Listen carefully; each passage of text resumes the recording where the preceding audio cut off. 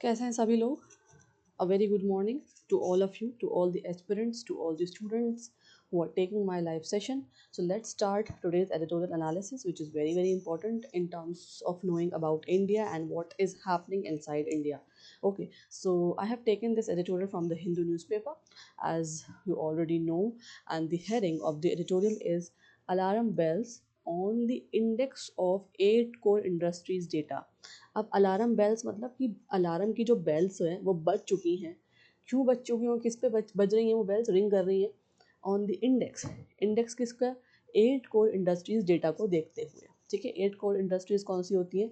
India की कौन सी 8 core industries हैं जिसमें हम कोल, नेचुरल गैस, ऑयल वगैरह सब कुछ देखते हैं। ठीक है, तो इस आर्टिकल को हम समझेंगे, बहुत इंपॉर्टेंट आर्टिकल है। लेकिन सबसे पहले हम वोकैबुलरी को कंप्लीट करेंगे इसी एडिटोरियल से। ठीक है, पार्ट 1 है distressed is an adjective and what is the meaning? Suffering from difficulty, किसी चीज़ से सफ़र करना, डिफिकल्टी से, पेन से या इकोनॉमिक ट्रबल से। ठीक है, सिनोनिम्स देखिए, troubled, suffering, depressed, struggling, agitated. ये सब आप याद करेंगे और हिंदी मीनिंग्स भी नोट करेंगे। Coming to the antonyms, opposite क्या हो जाएंगे? देखिए, prosperous, stable, comfortable, successful and flourishing. ये सब क्या है? एंटोनिम्स। ना what will be the mnemonic? किस तरह से याद रखेंगे इस वर्ड को, डिस्ट्रेस्ड वर्ड को? Distress people are under stress. हमेशा डिस्ट्रेस जो लोग होते हैं ना वो स्ट्रेस के अंदर होते हैं, टेंशन के अंदर होते हैं, सोचते रहते हैं। तो आप उससे जो है मैच करते हुए इस वर्ड को याद रख सकते हैं। Coming to the next very important word, tepid. Tepid, ठीक है, TEPID, एडजेक्टिव है, न्यू वर्ड है, बहुत इंपॉर्टेंट है। अब क्या मीनिंग होता है इसका? वीक, स्लो और लैकिंग एंथुजियाज्म। धीमा, कमज़ोर, है ना, या एंथुजियाज्म ना हो, किसी के अंदर एनर्जी ना हो किसी चीज़ के लिए, तो टेपिड। एक सिनोनिम्स देखिए, वीक, डल, स्लगिश, फेंट, लाइफलेस। ये सब क्या हो जाएंगे इसके जो है सिनोनिम्स हो जाएंगे। आगे देखते हैं। अब एंटोनिम्स की बात करें, ऑपोजिट्स की बात करें, तो देखिए, स्ट्रॉन्ग, है ना, मजबूत, एनर्जेटिक, एक्टिव, विगरस, डायनेमिक, है ना, ये सब क्या हो जाएंगे? Opposites. Coming to the mnemonic now, tepid tea is neither hot nor exciting, है ना। टेपिड टी मतलब वीक टी। टी को कैसे बताया जा रहा है? टी मतलब चाय जो हम पीते हैं, तो हम कैसे उसे डिपेक्ट करते हैं? स्ट्रॉन्ग टी, बहुत तेज़ चाय बना दो, या तेज़ चाय पीकर मज़ा आ गया, इस तरह से बोलते हैं ना। तो टेपिड टी मतलब वीक, कमज़ोर चाय, मतलब मज़ा नहीं आया चाय पी के, बहुत जो उसमें पत्ती लगी हुई है वो कमज़ोर है। ठीक है, इस तरह हम अपनी लैंग्वेज में, इंडियन लैंग्वेज में एट होम्स बोलते हैं। तो इसको समझाने का तरीका मैंने इसी तरह से आपको बताया। टेपिड टी जो है वो ना तो हॉट है ना ही एक्साइटिंग। ठीक है, मज़ा नहीं आया जैसे पी के। चलिए, next very important word is transient is an adjective. Now what is the meaning? Temporary, lasting for a short time. Temporary और कुछ देर के लिए रहने वाला, ट्रांजिएंट। सिनोनिम्स देखिए, temporary, brief, short lived, passing, fleeting. ठीक है, ये सब क्या हो जाएंगे? Synonyms. Coming to the antonyms now, permanent, lasting, eternal, continuous, enduring, है ना, एंड्योर करने वाला, लंबे समय तक रहने वाला, एंड्योर करने वाला, कॉन्टिन्यूअस, चलने वाला, इटर्नल, कभी ना ख़त्म होने वाला, लास्टिंग, बहुत देर तक रहने वाला, टिकाऊ, परमानेंट, तो परमानेंट आपको पता ही है, स्थायी, है ना। तो आप इसको हिंदी में भी देखेंगे तो ईजी लगेगा आपको। चलिए, निमोनिक ट्रिक देखते हैं। Transit passengers stay only temporarily, है ना। ट्रांजिट पैसेंजर्स कैसे रहते हैं? कुछ देर के लिए रहते हैं, तो हम कुछ देर के लिए रहने वाली चीज़ को ट्रांजिएंट बोलते हैं। ओके, नेक्स्ट, कॉन्जिक्यूटिव, एग्जेक्टिव है, meaning following one after another without interpretation. एक दूसरे को एक के बाद एक जो है फॉलो करना, लगातार, कॉन्जिक्यूटिव। सिनोनिम्स देखिए, continuous, okay, successive, unbroken, sequential और रनिंग। ठीक है, ये सब क्या हो जाएंगे? इसके सिनोनिम्स हो जाएंगे, जो जिनके जो मीनिंग्स हैं वो एक जैसे लगते हैं, सिनोनिम्स। अब ऑपोजिट्स क्या होंगे? Interrupted, irregular, discontinuous, random, occasional, कभी कभी, है ना। हिंदी मीनिंग देखेंगे ताकि याद रह सके। नेमोनिक, कॉन्जिक्यूटिव क्लासेस कम कॉन्टिन्यूसली, मतलब क्लासेस की बात हो रही है, कॉन्जिक्यूटिव क्लासेस, एक के बाद एक क्लासेस चले जा रही हैं, चले जा रही हैं। ठीक है, नेक्स्ट, मिटिगेटिंग, ये रिपीट होता है वर्ड मिटिगेटिंग, बहुत इंपॉर्टेंट वर्ड है। जो बार बार रिपीट हो रहे हैं ना वर्ड्स, वो बहुत इंपॉर्टेंट है, ताकि आपको पता लगे कि एग्जाम में भी कौन से वर्ड्स आ सकते हैं या आते हैं बार बार। तो mitigating is one of the word, and आपको जो है साथ में न्यू वर्ड्स भी पढ़ने हैं। ठीक है, ऐसा नहीं कि न्यू वर्ड्स जो हैं आप ना पढ़ें, जितने भी न्यू वर्ड्स आ रहे हैं, जैसे इसमें अभी टेपिड आया, तो क्या करना है आपको? उसको भी नोट करना है। चलिए, इसकी पार्ट ऑफ स्पीच क्या है? वर्ब है ये। ठीक है, मीनिंग क्या है? Reducing the seriousness of something bad, किसी चीज़ की सीरियसनेस को कम कर देना, है ना, कम करना, राहत देना किसी ख़राब चीज़ की। याद रखें, किसी कोई ख़राब चीज़ है और उसकी जो है सीरियसनेस को कम कर देना, तो किस में आएगा वो, मिटिगेटिंग।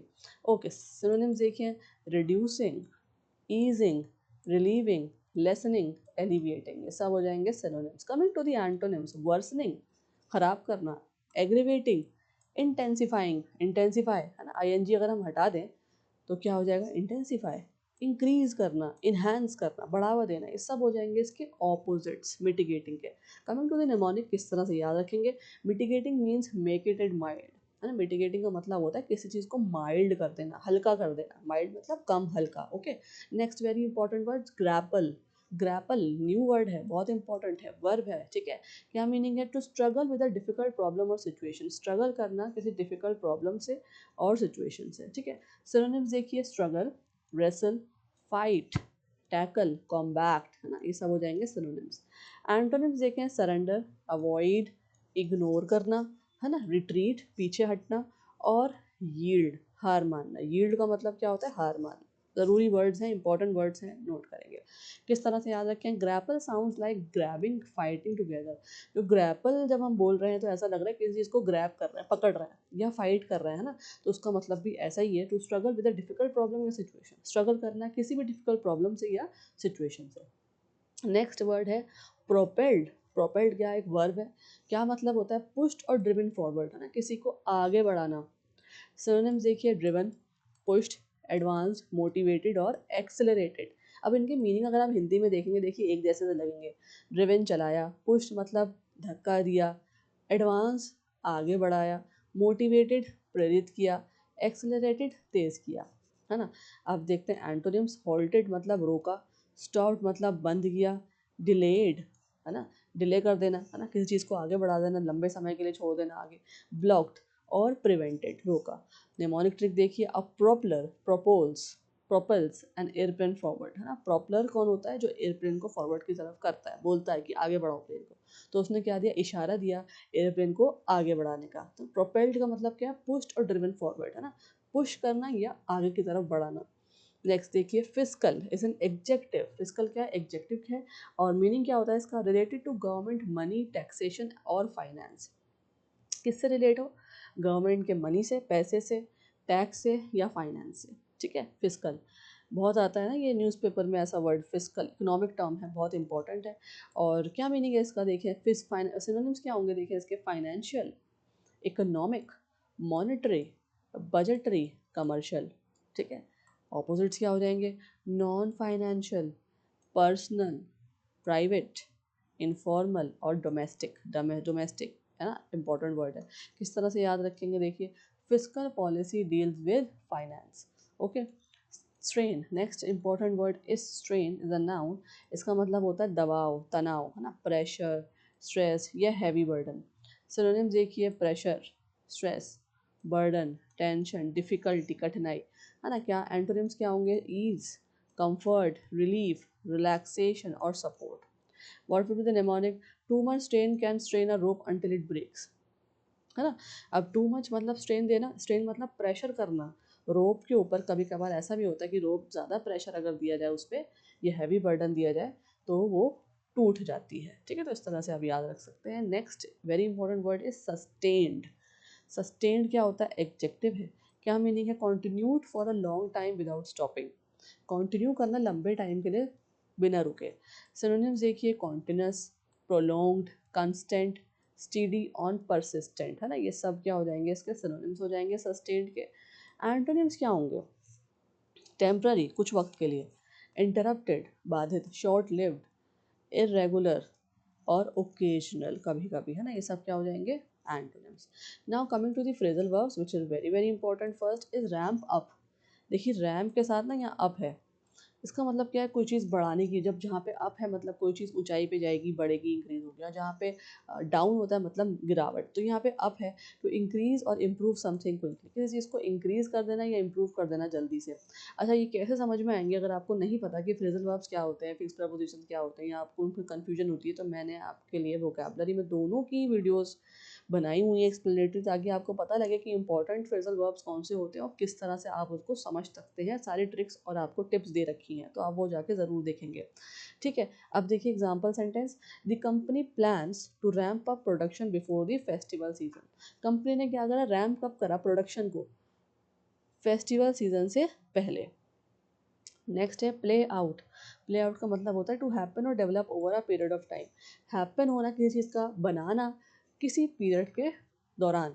अब देखिए example, the effects of inflation. Inflation मैं आपको पढ़ा चुकी हूँ, इस पर भी आर्टिकल और मीनिंग आपको मैंने बताया था। महंगाई, तो जो इफेक्ट्स हैं महंगाई के, मे play out in the economy over the next few months. जो इफेक्ट्स हो रहे हैं महंगाई के, वो हमें कब देखने को मिलेंगे, इकोनॉमी के कुछ ही महीनों के अंदर। ठीक है, जो आने वाले होने वाले, तो महंगाई और ज़्यादा बढ़ेगी आगे। फिक्स प्रपोजिशन देखिए, कंसर्न के साथ for is a preposition. Fix preposition क्या मतलब है, फीलिंग वरी और केयर अबाउट समवन और समथिंग, किसी चीज़ के बारे में बहुत केयर करना, वरी करना। Example, the government showed concern for the declining energy sector. ठीक है, गवर्नमेंट ने क्या करा, कंसर्न दिखाया जो डिक्लाइन हो रहा है किसके अंदर, एनर्जी सेक्टर के अंदर। एनर्जी सेक्टर भी हमारा 8 कोर इंडस्ट्रीज के अंदर ही आता है। ठीक है, वो हम अभी देखेंगे। रिजल्ट के साथ यहाँ पे क्या है, of something that happens because of particular cause, कोई चीज़ हो जाना पर्टिकुलर कॉज की वजह से। देखिए एग्जांपल, लोअर इंडस्ट्रियल ग्रोथ। अगर लोअर इंडस्ट्रियल ग्रोथ है, was the result of weak demand and reduce production. क्यों हो रही lower industrial growth, industrial growth क्यों कम है, क्योंकि डिमांड कम है, वीक है, और उसकी वजह से प्रोडक्शन का है, रुक चुका है, गिरावट आ गई प्रोडक्शन में। ओके, कोलोकेशंस बहुत इंपॉर्टेंट। Let's see.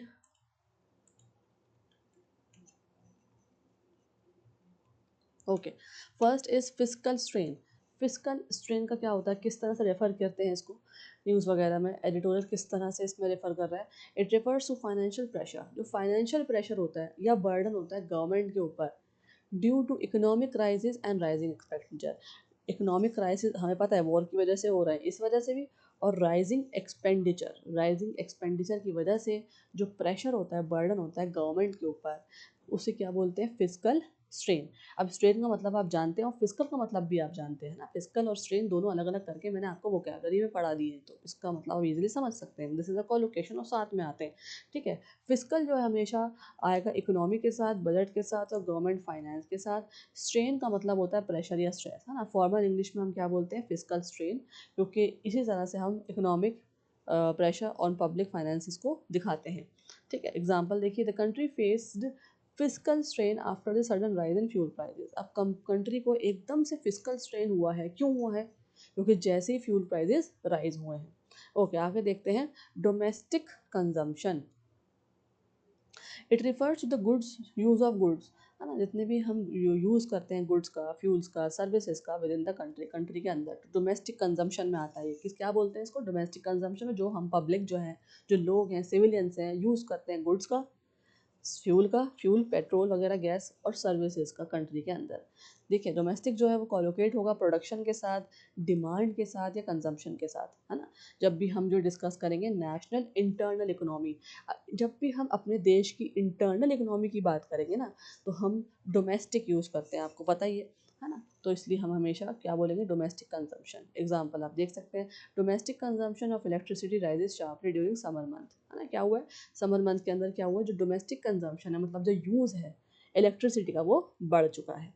ओके, आगे देखते हैं, वन वर्ड सब्स्टिट्यूशंस बहुत इंपॉर्टेंट है। रेसेशन, रेसेशन क्या होता है, period of decline in economic activity और ग्रोथ, मतलब इकोनॉमिक एक्टिविटी में, ग्रोथ में डिक्लाइन हो जाना, कमी हो जाना, गिरावट आ जाना, रेसेशन।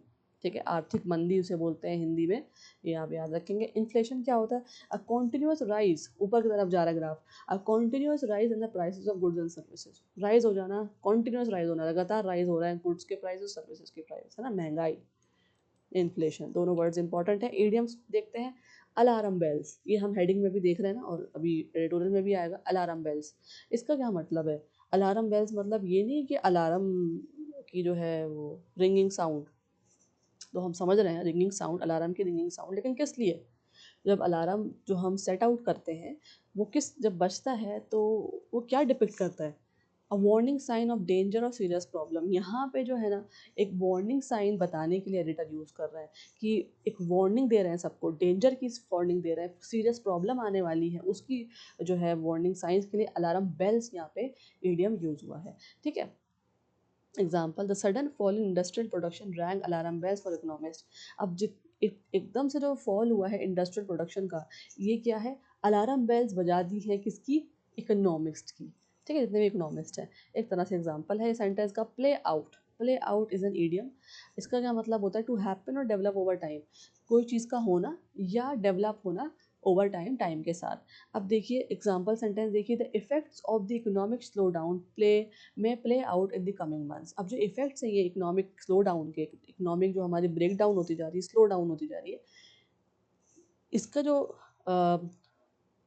क्या बोलेंगे, इसका जो हम देख रहे हैं, इफेक्ट्स देख रहे हैं, जो स्लो डाउन हुआ है इकोनॉमी में, ये कब हमें देखने को मिलेगा, कुछ महीनों के अंदर हमें नज़र आ जाएगा कि इसका क्या नज़रिया है। जो एकदम से इकोनॉमी स्लो डाउन हुई है और महंगाई बढ़ गई है, तो ये हमें कुछ महीनों में देखेगा कि या तो ये तो महंगाई और ऊपर जाएगी, या क्या चीज़ होने वाली है वो कमिंग मंथ्स में हमें नज़र आ जाएगा। तो प्ले आउट का मतलब यही होता है, कोई किसी चीज़ का होना या डेवलप होना किसी टाइम, कुछ टाइम के अंदर।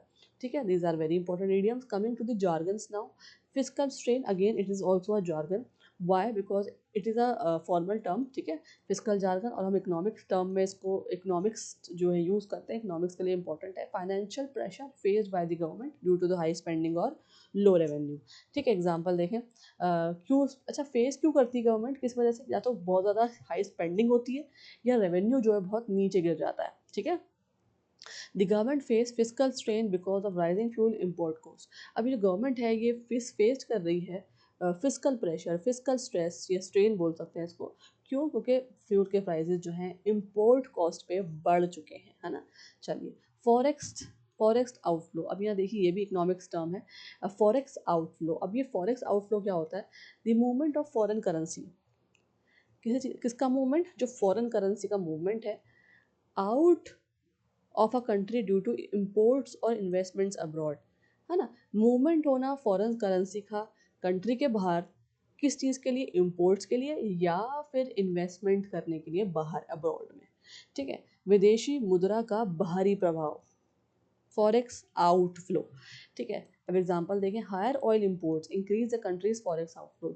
जो प्रेशर, जो इंपोर्ट्स पे, हायर ऑयल इंपोर्ट्स पे प्राइसेस इंक्रीज हुए हैं, इसकी वजह से क्या हुआ है, कंट्री का जो फॉरेक्स आउटफ्लो वो बढ़ चुका है। okay, this is the paragraph and this is the first paragraph. Read it fast with this skimming pattern or method you can say, and I am giving you only 1 minute. Read all the keywords, important points, data, stats, note करें, जल्दी से इसको read करें, then we will moving to the first paragraph, again second paragraph.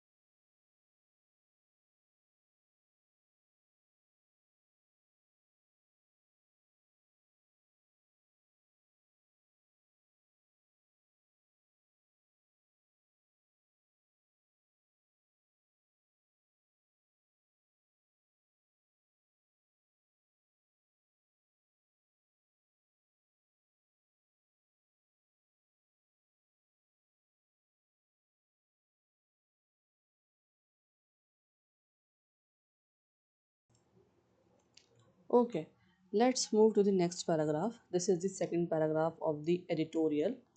Read this also. Okay, this is the second paragraph. ठीक है, इसको conclusion जो है आप ज़रूर देखेंगे, इंट्रोडक्शन, कंक्लूजन और E I Nino, all the keywords vocabulary note करेंगे. ठीक है, read it fast. Physical strain. Okay, these are the expenditure, inflation, alarm bells. Read it.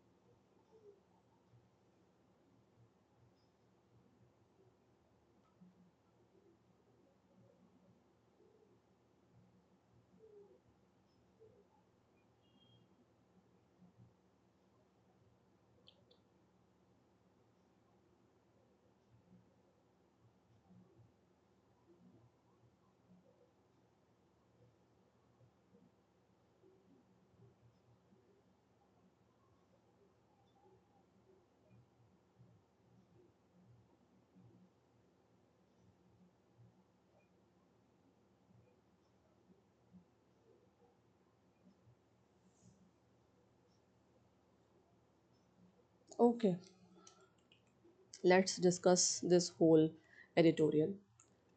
Let's see what the writer is saying. India's economy seems to have begun the financial year 2026-27 on a decidedly tepid note. अब आपको tepid का मतलब समझ में आ जाएगा, weaker note पे start करा है इंडियन इकोनॉमी का.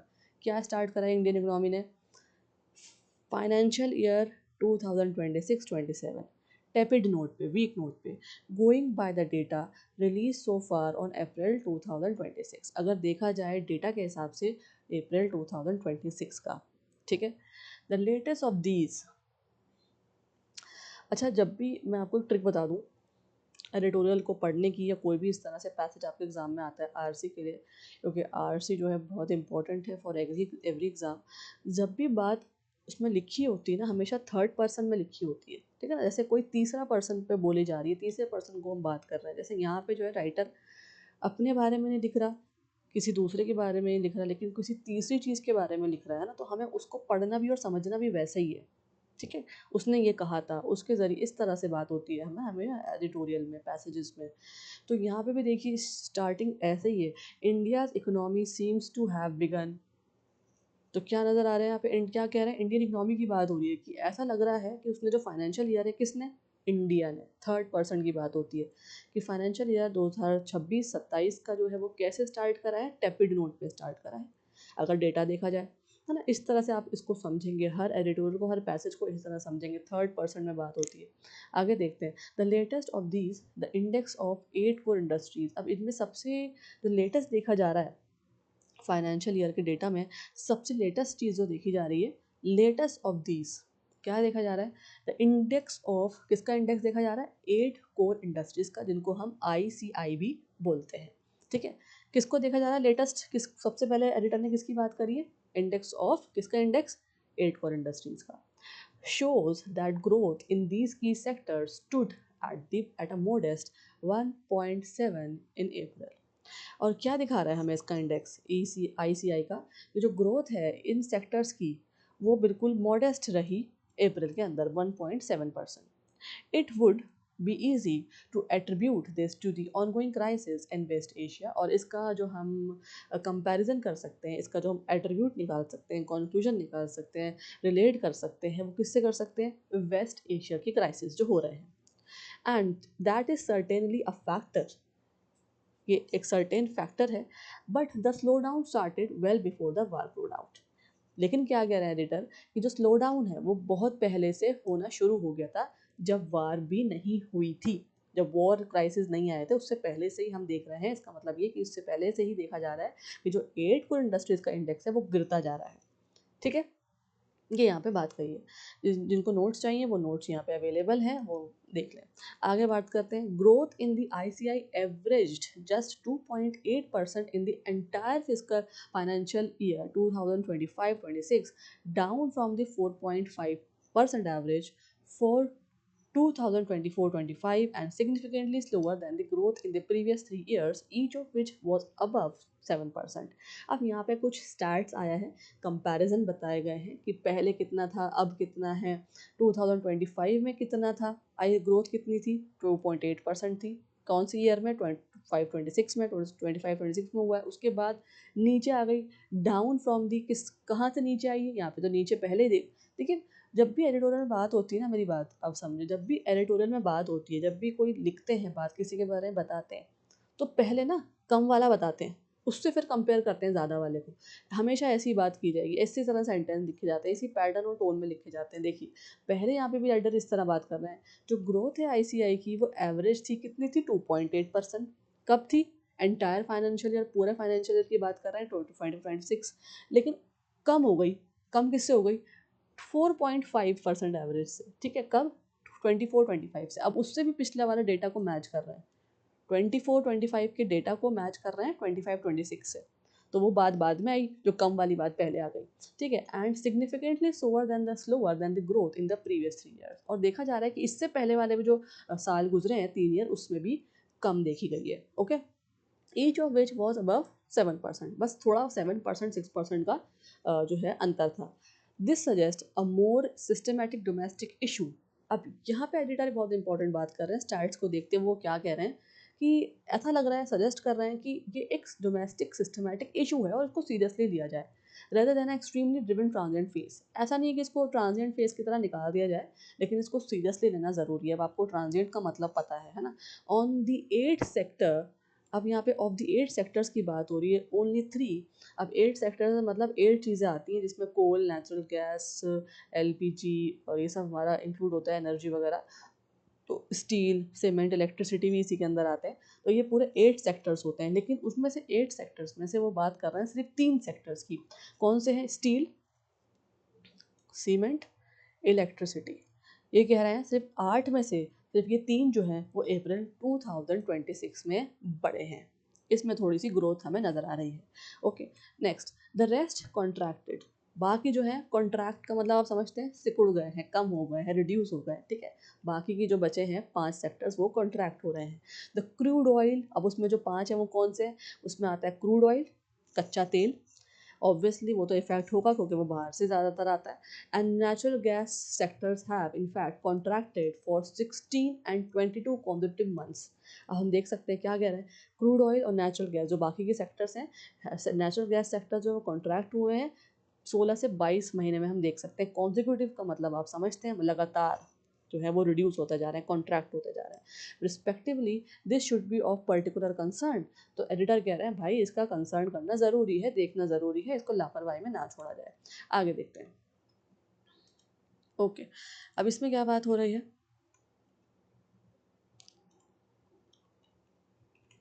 ठीक है, energy output can not be ramped up overnight. अब क्या कह रहे हैं कि एनर्जी का जो आउटपुट है, मतलब जो एनर्जी हम लोग प्रोड्यूस करते हैं, देते हैं, निकालते हैं, आउटपुट, ठीक है, एनर्जी सेक्टर्स की बात हो रही है यहाँ पे, वो एकदम से एक ही रात में बढ़ नहीं सकते। ठीक है, रैम्प्ड अप नहीं हो सकते। रैम्प्ड अप देखिए फ्रेजल वर्ब है, मैंने आपको कराया है फ्रेजल वर्ब, ये रैम्प्ड अप। ठीक है, तो कैसे होगा ये,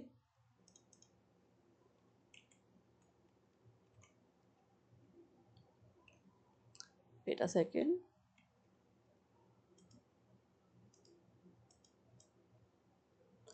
और मैंने आपको ये भी बताया था कि जब भी आप अप वाला वर्ड देखें, रैम के साथ अप, मतलब एक रात में ही उसे बढ़ाया नहीं जा सकता ना। क्या कह रहे हैं editor, but falling output for such long stretches should have raise some policy alarm bells even before the current energy crisis began. तो लेकिन वो क्या कह रहे हैं कि देखो एक रात में तो ऐसा नहीं हो सकता कि एनर्जी सेक्टर को बढ़ा दिया जाए, लेकिन जो फॉलिंग आउटपुट हम देख रहे हैं, डेटा देख रहे हैं और इतने लंबे टाइम के लिए देख रहे हैं, कॉन्जिटिव मंथ से हम देख रहे हैं कि रिडक्शन आती जा रही है, कॉन्ट्रैक्ट होते जा रहा है, तो ये भी एक लापरवाही का जो है जरिया ना हो, हम लापरवाह ना हो जाए। ठीक है, वो ये बात कह रहे हैं कि अलार्म बेल्स अब बज जाने चाहिए क्योंकि क्राइसिस बहुत ज़्यादा हो गए हैं। ठीक है, इस तरह से ये बात की जा रही है। और The government, इसका देख लीजिए आप, the government should have noticed the continuous fall in energy production early and prepared for future problems. Government ये जो आ रही है ना policy output long term have raised some policy alarms bells even before the current energy crisis began. मतलब government को पहले से ये जब दिख रहा है कि कॉन्ट्रैक्शन हो रही, रिडक्शन हो रही, तो पहले से क्या था, प्रिपेयर्डनेस बनानी चाहिए थी, करनी चाहिए थी. That the suggestion he was giving, the editor is giving. अब आगे देखते हैं सेपरेट डेटा. और क्या बात हो रही है देखिए, separate data from the ministry of petroleum and natural gas show that domestic consumption of natural gas fell in April. तो सेपरेट डेटा एक और डेटा है उस, ठीक है, कहाँ से, मिनिस्ट्री ऑफ पेट्रोलियम और नेचुरल गैस से. क्या दिखा रहा है कि जो डोमेस्टिक कंजम्पशन हुआ है किसका, नेचुरल गैस का, वो गिर गया है अप्रैल में. Had India installed long term gas storage facilities. अब यहाँ पे पूछा जा रहा है, क्या जो है एडिटर क्या कह रहे हैं कि इंडिया को इंस्टॉल नहीं करना चाहिए था लंबे समय के लिए, स्टोरेज फैसिलिटीज बनानी नहीं चाहिए थी पहले से. Okay, as it should have, this fall is consumption would have provided a window to fill those reserves. ठीक है, अगर ऐसा होता तो आज जो हम क्राइसिस देख रहे हैं, आज जो हम प्रॉब्लम देख रहे हैं, ये ना होती. ठीक है, तो यहाँ देखिए, if India had proper gas storage facilities, the lower gas demand could have been used as an opportunity to store extra gas for emergencies. तो ये जो गैस है, नेचुरल गैस, हम स्टोर पहले से अगर कर लेते, अगर इंडिया के पास गैस स्टोरेज फैसिलिटीज होती, तो आज इमरजेंसी क्राइसिस में जो हम देख रहे हैं कि फ्यूल, पेट्रोल, नेचुरल गैस, ये सब कितने ज़्यादा इसके जो है प्राइजेस हाई होते जा रहे हैं, तो ये ना होता. Okay, this is the whole paragraph. Coming to the next paragraph, since such reserves do not exist. अब क्या कह रहा है, रिजर्व मतलब स्टोरेज फैसिलिटीज. रिजर्व यहाँ जो वर्ड आ रहा है ना, ये रिजर्व का मतलब क्या होता है, स्टोरेज फैसिलिटीज. अब एडिटर कह रहा है सिंस सच रिजर्व, ये जो रिजर्व्स हैं एग्जिस्ट नहीं करते, है ना, नहीं है हमारे पास, इंडिया के पास. LPG imports in April were cut by 30%.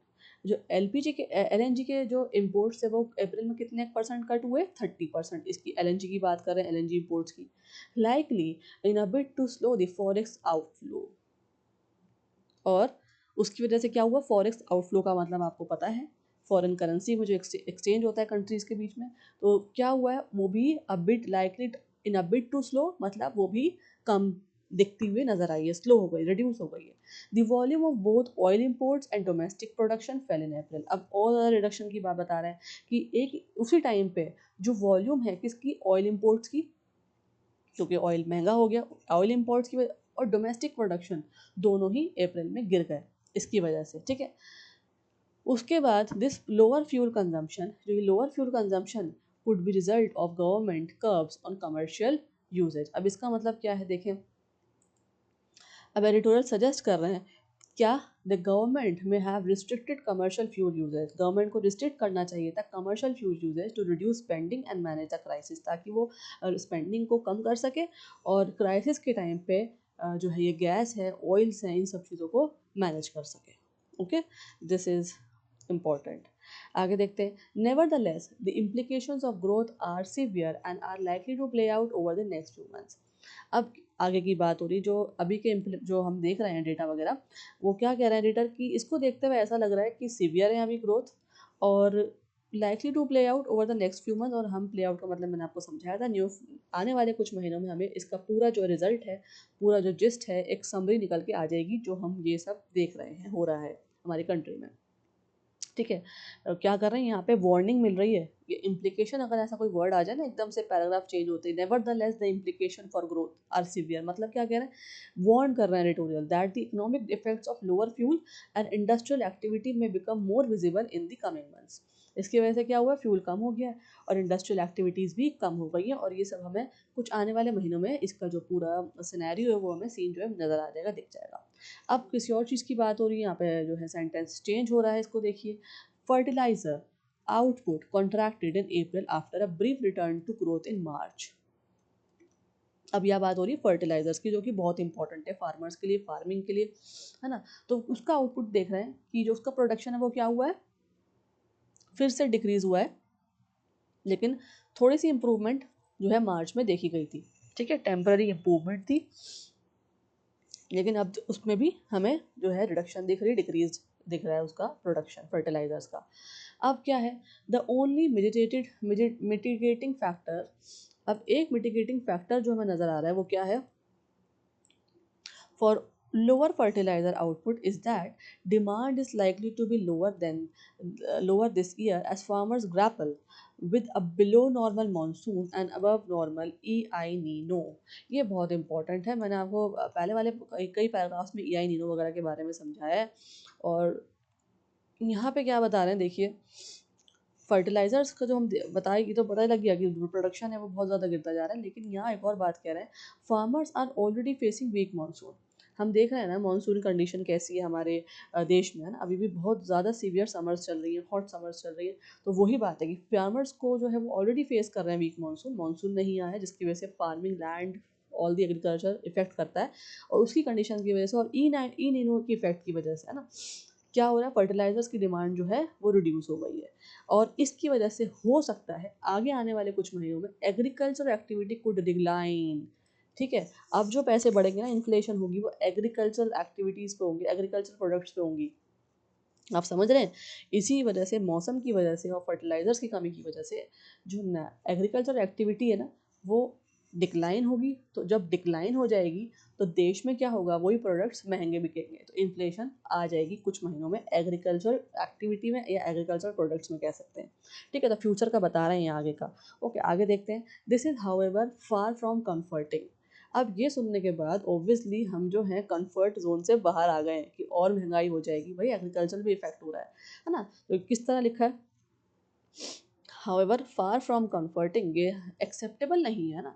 Restaurant dip in output and rural demand is a great prospect for a Indian economy. अब क्या बात कह रहे हैं कि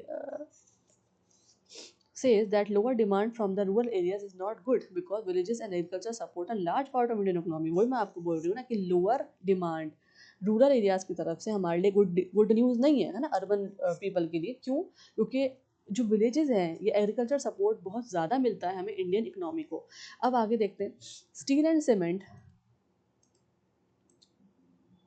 reduce production and weaker rural spending can seriously damage economic growth, है ना। अब यहाँ आप देख ही सकते हैं, वो मैं आपको बोल रही हूँ, अभी उन्होंने ये लिखा एडिटर ने, this is however far from comforting. Comforting मतलब कि हम इसको एक्सेप्ट नहीं कर सकते, हमें कंफर्ट जोन से हम बाहर आ गए हैं सुन के। क्या कि अगर इस तरह से रिड्यूस प्रोडक्शन रहेगी किसकी, एग्रीकल्चर प्रोडक्ट्स की, और वीकर रूरल स्पेंडिंग रहेगी, तो हमारी डैमेज हो जाएगी और ज़्यादा इकोनॉमिक ग्रोथ, इन्फ्लेशन और ज़्यादा आगे बढ़ने वाला है। आगे देखते हैं। अब वापस आ जाइए 8 कोर इंडस्ट्रीज़ की वजह से, यहाँ पे देखते हैं, इसमें स्टील की बात हो रही है हम यहाँ पे। Steel and cement are the only sectors to have grown consistently. आप देख सकते हैं कि स्टील और जो सीमेंट है सेक्टर्स हैं वो थोड़ा बहुत हमें बढ़ता हुआ नजर आया है, इंडिकेटिंग सस्टेन्ड। सस्टेन्ड का मतलब मैंने आपको बताया था, sustained construction activity likely propelled by government expenditure. क्यों नजर आ रहा है हमें बढ़ता हुआ? Due to continued government spending on construction. Construction products हमारे देश में लगातार हो रहे हैं, इसलिए स्टील और सीमेंट का जो सेक्टर है वो बढ़ता हुआ नजर आ रहा है। So this is what editor is saying in the editorial. It remains, हर बात थर्ड पर्सन में होगी, याद रखेंगे आप। अब भी देखिए, इट रिमेन्स किसकी बात हो रही है, पता नहीं, कोई थर्ड पर्सन है ना। It remains to be seen how long this push can last amid a fiscal strain brought on by the current crisis. अब ये कब तक रहने वाला है फिस्कल स्ट्रेन, ये करंट क्राइसिस को देखते हुए ये यहाँ पे बोला जा रहा है ना। क्या क्वेश्चन कर रहे हैं, whether the government can continue spending heavily on construction, क्या इस तरह से कंस्ट्रक्शन पे स्पेंड करते रहेंगे, क्योंकि यहाँ पे जो है country is facing financial pressure. Country क्या फेस कर रही है, फाइनेंशियल प्रेशर को, ठीक है। आगे देखते हैं। It is also not just the core sector data that is concerning. अब एक और बात कह रहे हैं यहाँ पे कि सिर्फ 8 कोर इंडस्ट्रीज का डेटा देखते हुए सिर्फ वही कंसर्निंग बात नहीं है, एक वो भी वार्निंग वाली या अलर्ट वाली बात नहीं है, प्रॉब्लम या वरीसम बात वाली बात नहीं है। PMI data is close to 4-year lows and GST collections from domestic sales are growing only slightly faster than inflation। अब यहाँ दूसरी बात कह रहे हैं क्या, दूसरे इकोनॉमिक इंडिकेटर्स जो हैं वो भी वीक हैं। क्या, कौन से वाले? मैन्युफैक्चरिंग एक्टिविटी, और मैन्युफैक्चरिंग एक्टिविटी किस तरह से मैन्युफैक्चर किया जा रहा है प्रोडक्ट्स को, जीएसटी कलेक्शंस जो हो रहे हैं, क्या दिखा रहे हैं कि इकोनॉमिक डिमांड जो है और बिजनेस ग्रोथ तो है वो गिरती जा रही है सिग्निफिकेंटली। ठीक है, तो ये दोनों चीज़ें भी इंपॉर्टेंट हैं, मैन्युफैक्चरिंग एक्टिविटी और जीएसटी कलेक्शन। लास्ट में क्या बात कह रहे हैं, the alarm bells are now difficult to ignore. ठीक है, तो अलार्म बेल्स का जो है, मैंने आपको ईडियम था, मैंने आपको इसका मतलब समझाया था, है ना, वार्निंग साइन, अलर्टनेस की। तो अलार्म बेल्स हैं वो अब बहुत डिफिकल्ट हो गया है इन बेल्स को, रिंगिंग बेल्स को, अलार्म बेल्स को इग्नोर करना। ओके, तो यहाँ पे एक तरह से कंक्लूजन दे रहे हैं, किस तरह से एंड कर रहे हैं editor, end with a strong warning that the economic slowdown has become serious. ठीक है, multiple economic indicators are showing negative signs together. बहुत सारे जो मल्टीपल इकोनॉमिक इंडिकेटर्स की हमने डिस्कस भी करे। ठीक है, वो क्या वो उनको देखते हुए हमें पता लग रहा है कि भाई हमें नेगेटिव साइन अब मिल रहे हैं, आगे आने वाला वक्त भी बेहतर नहीं है। ठीक है, the government and policy maker, जितने भी गवर्नमेंट है और पॉलिसी मेकर्स हैं, can no longer ignore the warning signals of economic weakness. और जितने इनको नहीं करना चाहिए, ठीक है, पॉलिसी मेकर गवर्नमेंट को, कि जो मैं ये वार्निंग साइंस मिल रहा है इनको जो इग्नोर ना करें, इनको सीरियसली लें। Fine, this is the whole editorial. Coming to the keywords जो कि इंपॉर्टेंट है आपके एग्जाम्स के लिए, देखिए, distressed economy, okay, core industries, economic slow down, systemic issue, transient phase, consecutive contraction, energy crisis, domestic consumption, LNG imports, forex outflow, fuel consumption, fertilizer output, mitigating factors, EI Nino, rural demand, construction activity, government expenditure, fiscal strain, PMI data, inflation, industrial growth, policy alarm bells, natural gas sectors, commercial usage, economic indicators. All are important. ठीक है, चलिए आगे देखते हैं। UPSC mains के लिए GS two registry का अगर क्वेश्चन आ जाता है, किस तरह से हम लिखेंगे वो यहाँ डिस्कस करते हैं। Critically examine the recent slow down in India core industries. आपको एक क्रिटिकली एग्जामिन करना है जो स्लो डाउन हम देख रहे हैं इंडिया की कोर इंडस्ट्रीज के अंदर। डिस्कस, वो सब हमने डिस्कस कर लिया है अभी, है ना, मैंने आपको सब कुछ समझाया कहाँ कहाँ पे हम क्या क्या चीज़ें देख रहे हैं। Discuss its impact on economic growth, energy security, rural economy, physical stability. Suggest करें suitable reforms to strengthen India's industrial economic resilience. Okay, ये आपका अगर क्वेश्चन आ जाता है या इससे मिलता जुलता आ जाता है तो किस तरह से आप आंसर करेंगे, लेट्स सी। सबसे पहले जो है आप बताएंगे, इंट्रोडक्शन देंगे। इंट्रोडक्शन में क्या कहेंगे, बिगिन विद रीसेंट डेटा, जो मैंने अभी आपको रीसेंट डेटा दिया है ना वो आप सब समझाएंगे। किसका? इंडेक्स ऑफ 8 कोर इंडस्ट्रीज का। मेंशन डिक्लाइनिंग इंडस्ट्रियल, ऑब्वियसली जो डिक्लाइन हो रहा है, जो डेटा आया है वो सब आपको यहाँ पे एक्सप्लेन करेंगे, crude oil and natural gas के बारे में, जो कॉन्ट्रैक्शन हमने बताया। ठीक है, उसके बाद कनेक्ट करेंगे with broader concern regarding economic slow down, broader, उसके बाद ब्रॉडर कंसर्न्स की तरफ जाएंगे, इकोनॉमिक स्लो डाउन कैसे हो रहा है, फिजिकल प्रेशर कैसे हो रहा है, ये सब आप बताएंगे। उसके बाद बॉडी में क्या लिखेंगे आंसर की, इकोनॉमिक इम्पैक्ट क्या हो रहा है, declining industrial production, weak GDP growth और prospects, falling domestic demand. Okay, energy security में क्या बताएंगे, reduce domestic oil and gas production, dependence on LNG imports, lack of strategic gas facilities, ये हमारे पास नहीं है ना, नहीं थी तो इसलिए स्टोरेज नहीं हो पाया। रूरल इकोनॉमी में बताएंगे क्या, लोअर फर्टिलाइजर आउटपुट, फर्टिलाइजर्स नहीं है, इम्पैक्ट ऑफ वीक मानसून या Nino, decline in rural demand and agriculture productivity. ठीक है, और मैं आपको बता दूं इसी की वजह से जो एग्रीकल्चर प्रोडक्ट्स जो आगे महंगे होने वाले हैं, इन्फ्लेशन बढ़ने वाली है। फिस्कल एंड गवर्नेंस कंसर्न क्या है, rising fiscal strain due to subsidies and imports, government expenditure driven growth और पॉलिसी प्लानिंग इंफ्रास्ट्रक्चर गैप्स। ये आप एक्सप्लेन करेंगे, एग्जाम्पल देंगे सारे जो मैंने अभी आपको यहाँ पे बताए हैं एडिटोरियल में। ठीक है, वो सारे एग्जाम्पल यहाँ पे मिक्स आप बताएंगे।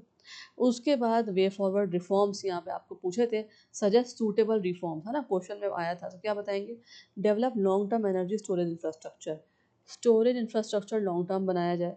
उसके बाद diversify energy sources including renewable energy हो, increase investment in manufacturing and core industries, strengthen rural demand through agriculture and employment support, improve policy coordination, industrial planning and fiscal management। ये सब आप रिफॉर्म जो है सजेस्ट कर कराएंगे। This is the whole way और pattern in which you have to write your answer. Okay, part two देखते हैं कुछ और एग्जाम्स के क्वेश्चंस आरसी बेस्ड जो आते हैं आपके हायर कॉम्पिटेटिव एग्जाम्स में, and it is not only for SSC और UPSC but for other exams also.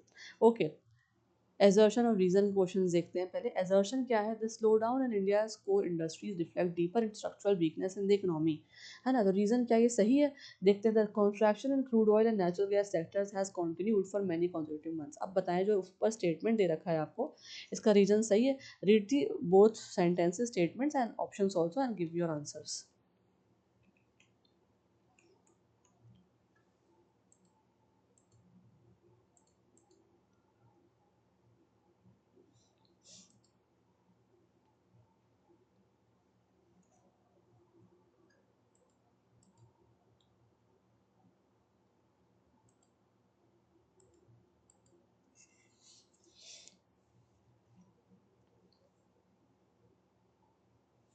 So what will be the answer of this question?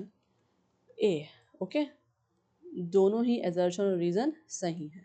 Okay, this is the match the following. List one is this, list two is this. बताएं इसमें से कौन सा code जो है match the following में सही है।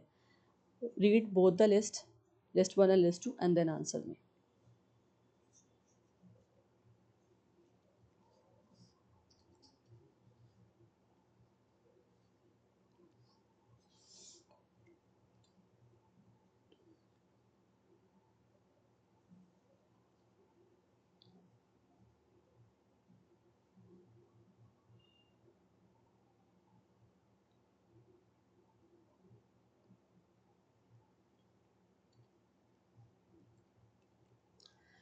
Answer is this. Okay, A1, B2, C3 and D4। Okay, answer देख, क्वेश्चन देखें। Which among the following sectors showed growth in April 2026 according to the editorial. ठीक है, कौन सा इसमें से ऐसा है जो ऐसा सेक्टर है जो शो करता है ग्रोथ अप्रैल 2026 में अकॉर्डिंग टू द एडिटोरियल, है ना। मैंने आपको बताया था। Read it. कौन सा सेक्टर्स है इसमें से? Steel, cement, electricity and natural gas जो ग्रो कर रहे हैं अभी अप्रैल 2026 में। Answer is B. ठीक है, first, second and third only, सिर्फ ये तीन, स्टील, सीमेंट और electricity. Okay, question number 4, consider the following statements. These are the statements which of the statement given above are correct. इनमें से कौन सा सही है? Read the statements.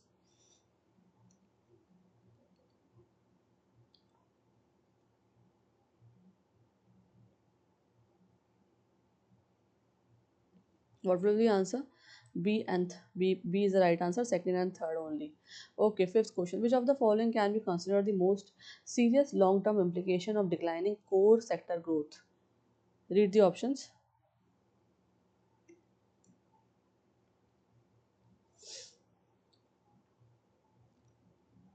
Long term implication कौन सा है जो बहुत सीरियस है? किसके अंदर डिक्लाइन करने के लिए कोर सेक्टर ग्रोथ को? Weakening industrial and economic resilience. Okay. Question number 6, the term physical strain इन द एडिटोरियल रिफर्स टू। क्या मतलब होता है फिजिकल स्ट्रेन का? ये मैंने आपको बताया हुआ था, कोलोकेशन भी है, जॉर्गन भी है, और फिजिकल और स्ट्रेन का मतलब मैंने अलग अलग वोकैबुलरी में कराया था। Financial burden on government finances. Next, इस तरह से देखिए क्वेश्चन आ सकता है और आपको आंसर राइटिंग के लिए भी पूछ सकते हैं। कुछ एग्जाम्स ऐसे होते हैं हायर कॉम्पिटेटिव एग्जाम जिसमें आपको डिस्क्रिप्टिव राइटिंग करनी होती है। ठीक है, तो यहाँ क्या है? Steel and cement sector showed consistent growth mainly due to private consumer demand, है ना। तो बेसिकली ये तो ट्रू और फॉल्स वाला है। इसमें क्या है? ये गलत है स्टेटमेंट, है ना। This is a false. Correct statement क्या है? Steel and cement sectors grew mainly because of government expenditure on construction activity, है ना। तो this is the false statement. अब जो मैं लिखने वाले की बात कर रही थी वो लास्ट क्वेश्चन है। This is the first, this is the 8th question, fill the blanks. किसी किसी में फिलर्स भी आते हैं। The editorial states that GST collections and domestic sales from domestic sales से जीएसटी कलेक्शन हो रहा है are growing only slightly faster than dash. तो एडिटोरियल को आपको अच्छे से समझना है, पढ़ना है, ताकि अगर कोई भी फिलर आ जाए तो आप किस तरह सॉल्व करेंगे उसको। Inflation is a right answer. ठीक है, ओके। नाउ मैं जो राइटिंग की बात कर रही थी कि आपको राइटिंग के लिए भी कुछ एग्जाम्स में आ जाता है, तो क्या क्वेश्चन हो सकता है इसमें? How can weak rural demand affect India's overall economy, है ना, किस तरह से इफेक्ट कर सकती है वीक रूरल डिमांड कहाँ ओवरऑल इकोनॉमी को, इंडिया की ओवरऑल इकोनॉमी को। तो आंसर आप इस तरह से लिख कर आएंगे। Okay, weak rural demand reduces agriculture spending, lower consumption, decreases industrial sales and slows overall economic growth because a large population depends on the rural economy। ठीक है, तो इस तरह से भी डिफरेंट मैं मेरा कोशिश ये होती है कि मैं आपको डिफरेंट टाइप्स ऑफ क्वेश्चन दूँ हर एग्जाम के पर्सपेक्टिव से। तो कहीं कहीं ऐसा होता है कि आपको डिस्क्रिप्टिव राइटिंग आ जाती है या रिटन वाले क्वेश्चंस भी दे देते हैं, एमसीक्यूज दे देते हैं, फिलर्स दे देते हैं, मैच द फॉलोइंग होता है, ट्रू और फॉल्स होता है ना, एजर्शन रीजन के क्वेश्चंस होते हैं, और कहीं जगह पे GS2 GS जैसे मेंस के क्वेश्चंस और सीसाइड एनालिटिकल लॉजिकल क्वेश्चंस होते हैं।